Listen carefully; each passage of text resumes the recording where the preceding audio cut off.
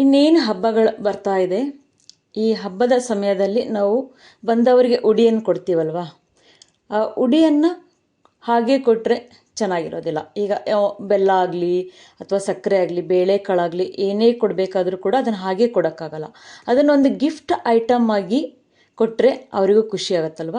ಆ gift item ಹೇಗೆ ಮಾಡೋದು ಅನ್ನೋದನ್ನು ನಾನು ನಿಮ್ಗೆ ಇವತ್ತು ಹೇಳ್ಕೊಡ್ತೀನಿ. ಬನ್ನಿ ನೋಡೋಣ ನಾನು ಹೇಗೆ ಮಾಡ್ತೀನಿ ಅಂತ ನೀವು ನೋಡ್ಕೊಳ್ಳಿ. ಓಕೆ, ಈ ಬೆಲ್ಲನ ಹಾಗೆ ಕೊಟ್ಟರೆ ಅಷ್ಟು ಚೆನ್ನಾಗಿರಲ್ಲ. ಅಂದರೆ ಮನೆಗೆ ಬಂದವರಿಗೆ ಉಡಿ ಕೊಡಬೇಕಲ್ವ.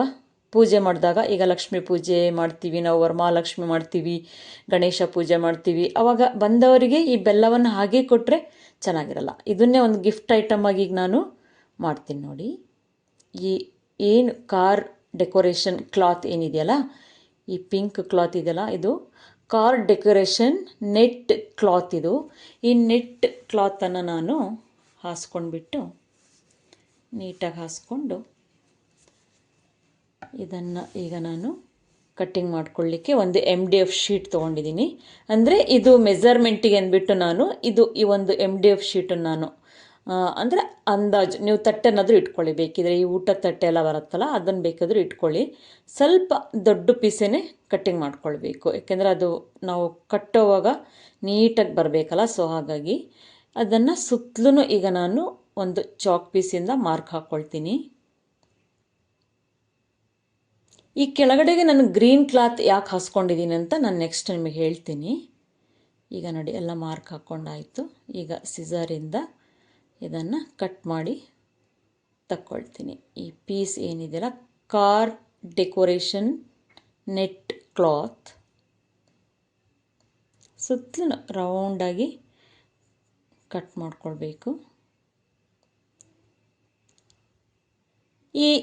ಇಲ್ಲಿ ಏನು ಚಾಕ್ ಪೀಸ್ ಮಾರ್ಕ್ ಕಾಣಿಸ್ತಾ ಇದೆಯಲ್ಲ, ಈ MDF ಶೀಟ್ ಈಗಿಟ್ಟಾಗ ಅಲ್ಲಿ ಸುತ್ತಲೂ ನಾನು ಚಾಕ್ ಪೀಸ್ ಮಾರ್ಕ್ ಬಂದಿದೆ ನೋಡಿ. ಈ ಮಾರ್ಕನ್ನು ನಾನು ಅಲ್ಲಿ ತಿಕ್ಕಾಗಿ ನಾನು ಈ ಚಾಕ್ ಪೀಸಿಂದ ನಾನು ಅಲ್ಲಿ ಔಟರ್ ಲೈನನ್ನೆಲ್ಲ ನಾನು ಡಾರ್ಕಾಗಿ ಮತ್ತೆ ನಾನು ಔಟರ್ ಲೈನನ್ನು ಹಾಕ್ಕೊಳ್ತೀನಿ. ಈಗ ಪದೇ ಪದೇ ಈ MDF ಶೀಟ್ ಇಟ್ಕೊಂಡು ಕಟ್ ಮಾಡೋ ಬದಲು ಈ ರೀತಿ ನಾವು ವೆಲ್ವೆಟ್ ಕ್ಲಾತನ್ನು ಹಾಸ್ಕೊಂಡು ಆ ರೌಂಡನ್ನು ಏನು ಹಾಕ್ಕೊಂಡಿದ್ದೀವಲ್ಲ ಅದು ಮತ್ತೆ ನಾವು ರಫಾಗಿ ಮತ್ತೆ ಸ್ಕೆಚ್ ಹಾಕ್ಕೊಂಡು ಈಗ ನಾವು MDF ಶೀಟ್ ಇಡೋದೇ ಬೇಡ. ಇದನ್ನೇ ನೋಡಿ ಈಗ ಕಾಣಿಸ್ತಾ ಇದೆ ಅಲ್ವಾ, ಇದು ನೆಟ್ ಕ್ಲಾತ್ ಅಲ್ವಾ, ಇದ್ರ ಮೇಲ್ಗಡೆ ಇಟ್ಬಿಟ್ರೆ ಮುಗೀತು. ಈಗ ನಾವು ಫಾಸ್ಟಾಗಿ ಕಟ್ಟಿಂಗ್ ಮಾಡ್ಕೊಂಬಿಡ್ಬೋದು. ಪದೇ ಪದೇ ಆ MDF ಶೀಟ್ ಇಡೋದು ತಪ್ಪತ್ತೆ ನಮಗೆ, ನಾವು ಮಾರ್ಕ್ ಹಾಕ್ಕೊಳ್ಳೋದು ತಪ್ಪತ್ತೆ. ಅಂದರೆ ಈಸಿಯಾಗಿ ಹೇಗೆ ಕಟ್ಟಿಂಗ್ ಮಾಡೋದು ಅನ್ನೋ ಒಂದು ಟಿಪ್ಸನ್ನು ನಾನು ನಿಮಗೆ ತೋರಿಸ್ತಾ ಇದ್ದೀನಿ ಅಷ್ಟೇ. ಈಗ ನೋಡಿ ಅದರ ಮೇಲೆ ಇಡ್ತೀನಿ, ನಾನು ಬಟ್ಟೆ ಕಟ್ಟಿಂಗ್ ಮಾಡ್ಕೊಳ್ತೀನಿ, ಅದರ ಮೇಲೆ ಬಟ್ಟೆ ಇಟ್ಕೊಳ್ತೀನಿ, ಕಟ್ಟಿಂಗ್ ಮಾಡ್ಕೊಳ್ತೀನಿ. ನಾನು ಮಾರ್ಕ್ ಹಾಕ್ಕೊಳ್ಳೋದೇ ಇಲ್ಲ, ಯಾಕೆಂದರೆ ಅಲ್ಲಿ ನೆಟ್ ಕ್ಲಾತ್ ಕಾಣಿಸ್ತದೆ ನೋಡಿ, ಕ್ಲೀನಾಗಿ ಕಾಣಿಸ್ತಾ ಇದೆ ನೋಡಿ. ಎಷ್ಟು ಬೇಗ ವರ್ಕ್ ಆಗುತ್ತೆ. ನಾವು ಹೀಗೆ ಕ್ರಿಯೇಟ್ ಮಾಡ್ಕೊಂಡು ಮಾಡಿದರೆ ನಮ್ಮ ಆರ್ಟ್ ವರ್ಕ್ ಕೂಡ ಬೇಗನೆ ಅದನ್ನು ನಾವು ಮುಗಿಸ್ಬೋದು. ಈಗ ನೋಡಿ ಪೆನ್ಸಿಲ್ ಚಾಕ್ ಪೀಸ್ ಮಾರ್ಕ್ ಆಗಲಿ ಏನು ಇದ್ರ ಮೇಲೆ ಬಿದ್ದಿಲ್ಲ. ಯಾಕೆ ಹೇಳಿ, ನಾನು ಬರ್ಕೊಂಡೇ ಇಲ್ವಲ್ಲ. ಈ ರೀತಿ ಮೆಥಡಲ್ಲಿ ರೌಂಡ್ ಮಾರ್ಕ್ ಹಾಕಿ ಕಟ್ಟಿಂಗ್ ಮಾಡಿಕೊಂಡ್ರೆ ಈಸಿ ಆಗುತ್ತೆ ನಮಗೆ, ನಮ್ಮ ವರ್ಕ್ ಕೂಡ ಫಾಸ್ಟಾಗಿ ಆಗುತ್ತೆ. ನೋಡಿ ರೌಂಡಾಗಿ ಬಂದಿದೆ ತಾನೇ. ಈಗ ಇದು ನೀಟಾಗಿ ಕಟ್ಟಿಂಗ್ ಮಾಡ್ಕೊಂಡಾಯಿತು. ಈಗ ಮಾಡ್ಕೊಂಡು ಆದಮೇಲೆ ಆ ಬೆಲ್ಲನ ನಾನು ಸೆಂಟರಲ್ಲಿ ಇಟ್ಕೊಳ್ತೀನಿ. ಈಗ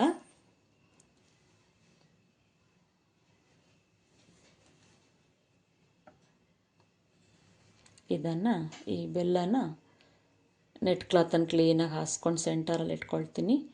ಆ ಸೈಡ್ ಅಂದರೆ 4 ಮೂಲೆನ ನಾನು ತಗೊಂಡು ಈ ರೀತಿ ರಿಂಕಲ್ ಬರುತ್ತಲ್ವ, ಆ ರಿಂಕಲ್ನೆಲ್ಲ ಒಟ್ಟಿಗೆ ಸೇರಿಸ್ಕೊಂಡ್ಬಿಟ್ಟು ನಾನು ಮ್ಯಾಚಿಂಗ್ ರಬ್ಬರ್ ಬ್ಯಾಂಡನ್ನು ಇದರೊಳಗಡೆ ನಾನೀಗ ಹಾಕಿ ಅದನ್ನು ಲಾಕ್ ಮಾಡ್ಕೊಳ್ತೀನಿ.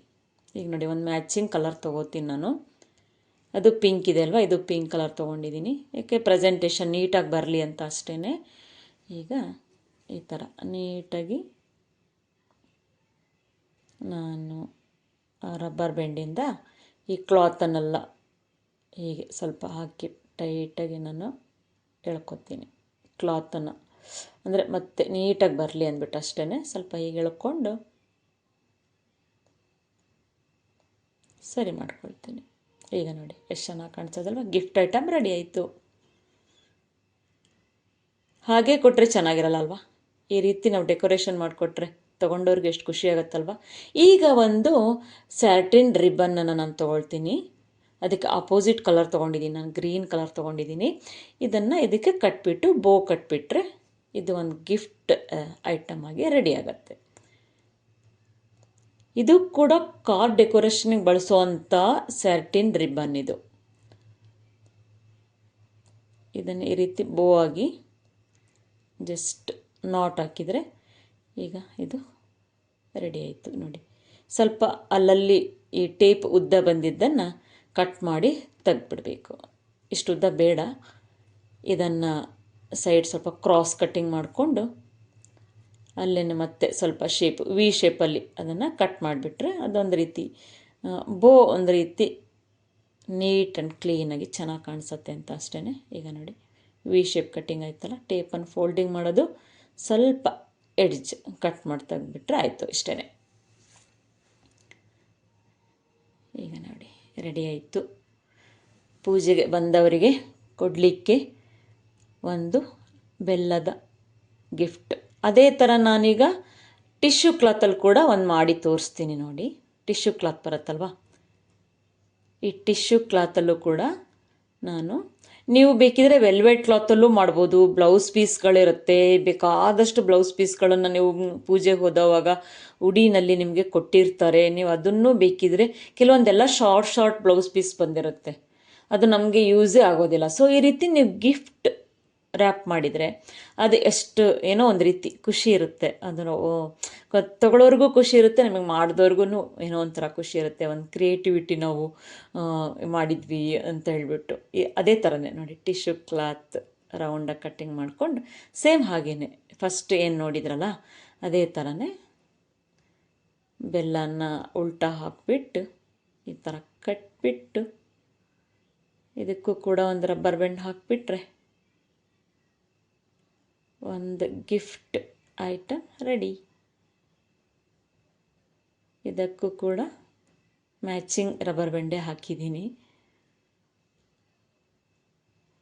ಈಸಿಯಾಗಿ ಮಾಡ್ಬೋದು ನೋಡಿ, ಎಷ್ಟು ಈಸಿ ಇದೆ ನೋಡಲಿಕ್ಕೆ, ಎಷ್ಟು ಗ್ರ್ಯಾಂಡ್ ಅನಿಸುತ್ತೆ. ಅವರು ತಗೊಂಡವ್ರಂತೂ ಎಷ್ಟು ಖುಷಿ ಪಡ್ತಾರೆ ನೋಡಿ. ಒಂದು ನೆಟ್ ಕ್ಲಾತಲ್ಲಿ ಮಾಡಿದ್ದೀನಿ, ಇನ್ನೊಂದು ಟಿಶ್ಯೂ ಕ್ಲಾತಲ್ಲಿ ಮಾಡಿದ್ದೀನಿ. ಆಯ್ತಲ್ವಾ, ಎರಡು ಇದು ರೆಡಿ ಆಯಿತು. ನೀವು ವೆಲ್ವೆಟ್ ಕ್ಲಾತಲ್ಲೂ ಬೇಕಿದ್ರೂ ಮಾಡ್ಕೊಳ್ಳಿ, ಬ್ಲೌಸ್ ಪೀಸ್ಗಳಲ್ಲೂ ಬೇಕಿದ್ರೂ ಮಾಡ್ಕೊಳ್ಳಿ, ಲೈನಿಂಗ್ ಕ್ಲಾತಲ್ಲಿ ಬೇಕಿದ್ರೂ ಮಾಡ್ಕೊಳ್ಳಿ, ಕಾಟನ್ ಕ್ಲಾತಲ್ಲಿ ಬೇಕಿದ್ರೂ ಮಾಡ್ಕೊಳ್ಬೋದು, ಅದು ನಿಮ್ಮ ಚಾಯ್ಸ್. ಓಕೆ, ಬಟ್ ಬಟ್ಟೆಗಳನ್ನು ವೇಸ್ಟ್ ಮಾಡಬೇಡಿ. ಎಷ್ಟೊಂದು ಬ್ಲೌಸ್ ಪೀಸ್ಗಳೆಲ್ಲ ಕೊಟ್ಟಿರ್ತಾರೆ, ಅದನ್ನೆಲ್ಲ ಹಾಗೇ ಮೂಲೆ ಇಟ್ಟಿರ್ತೀರ. ಈ ರೀತಿ ಯೂಸ್ ಮಾಡ್ಕೊಳ್ಳಿ, ಎಷ್ಟು ಚೆನ್ನಾಗಿ ಕಾಣಿಸುತ್ತೆ. ಈಗ ನಮ್ಮ ಮನೆಗೆ ಎಷ್ಟು ಜನ ಬರ್ತಾರೆ ಅಂತ ಒಂದು ಗೆಸ್ ಮಾಡಿಕೊಂಡು ನಾವು ಒಂದಿಷ್ಟು ಈ ರೀತಿ ಗಿಫ್ಟ್ಗಳನ್ನು ಮೊದಲೇ ನಾವು ರೆಡಿ ಮಾಡಿ ಇಟ್ಕೊಂಡಿರಬೇಕು. ಆಮೇಲೆ ಇದನ್ನು ಹೇಗೆ ಕೊಡೋದು, ಹೇಗೆ ಸೆಟ್ ಮಾಡೋದು ಅಂತ ತೋರಿಸ್ತೀನಿ. ಈ ಏನು ಗಿಫ್ಟ್ ರ್ಯಾಪ್ ಮಾಡಿದ್ನಲ್ಲ ನಾನು, ಈ ಬೆಲ್ಲದ್ದು ಈ ಗಿಫ್ಟ್, ಇದನ್ನು ನಾನು ಒಂದು ಸಣ್ಣದೊಂದು ಪ್ಲೇಟ್, ಅಂದರೆ ಒಂದು ಕಲರ್ ಪ್ಲೇಟ್ ಮೇಲೆ ನಾನು ಡಿಸೈನ್ ವೇರ್ ಪ್ಲೇಟ್ ಮೇಲೆ 2 ಎಲೆನ ಇಟ್ಕೊಳ್ತೀನಿ ಫಸ್ಟು. ಆಮೇಲೆ ಈ ಕುಂಕುಮದ್ದು ಅರಿಶಿನ ಕುಂಕುಮದ ಚೀಟನ್ನು ಇಟ್ಕೊಂಡು ಅದರ ಮೇಲೆ ಇಟ್ಕೊಂಡ್ಬಿಟ್ಟು ಆಮೇಲೆ ಈ ಬೆಲ್ಲನ ಇಟ್ಕೊಳ್ತೀನಿ. ಅಂದರೆ ಬಂದವರಿಗೆ ಹೇಗೆ ಡೆಕೋರೇಷನ್ ಮಾಡಿ ಕೊಡೋದು ಅಂತ ನಾನು ತೋರಿಸ್ತಾ ಇರೋದೀಗ. ಅದರ ಮೇಲೆ ಒಂದು ಅಡಿಕೆ ಇಟ್ಕೊಳ್ತೀನಿ, ಆಮೇಲೆ ಆಜು ಬಾಜು 2 ಬಾಳೆಹಣ್ಣನ್ನು ಇಟ್ಕೊಂಡು ಈ ರೀತಿ ನೀವು ರೆಡಿ ಮಾಡಿ ಇಟ್ಕೊಂಡ್ರೆ, ಅಂದರೆ ನಿಮ್ಮ ಮನೆಗೀಗ ಪೂಜೆ ಮಾಡಿದಾಗ ಅರಿಶಿನ ಕುಂಕುಮ ಕೊಡ್ತೀರಲ್ವ ನೀವು, ಅವಾಗ ಈ ರೀತಿ ರೆಡಿ ಮಾಡಿ ಇಟ್ಕೊಂಡ್ಬಿಟ್ರೆ ಹಿಂದಿನ ದಿನವೇ ನೀವು ರೆಡಿ ಮಾಡಿ ಇಟ್ಕೊಂಡ್ಬಿಟ್ರೆ ಬಂದಿದ್ದ ತಕ್ಷಣ ನೋಡಿ ಕೊಡಲಿಕ್ಕೆ ಎಷ್ಟು ಈಸಿ ಆಗುತ್ತೆ.